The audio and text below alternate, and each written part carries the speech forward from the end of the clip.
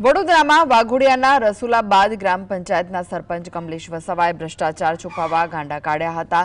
રસુલાબાદ ગામના ડેપ્યુટી સરપંચ મિતેશ જાદવ અને સરપંચ સામે ગ્રામ પંચાયતના સભ્યએ ભ્રષ્ટાચારના આક્ષેપ કર્યા। ગ્રામ પંચાયતના વિકાસના કામો માટે કોન્ટ્રાક્ટરો પાસેથી એડવાન્સમાં પૈસા લીધા હોવાના આક્ષેપ થયા હતા। આ અંગે ગ્રામ પંચાયતના સભ્યએ વાઘોડિયા તાલુકા વિકાસ અધિકારીને લેખિતમાં અરજી કરીને તપાસની માંગ કરી।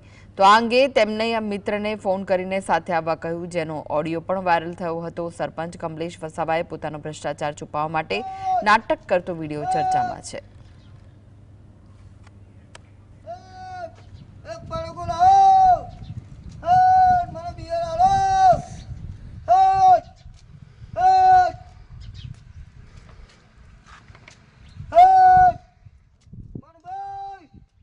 અધિકારી પંચાયત સાથે અમે તપાસની કાર્યવાહીના ભાગરૂપે અત્રે આવેલ છે અને એમાં સરપંચશ્રીના જવાબો પણ મેળવેલ છે।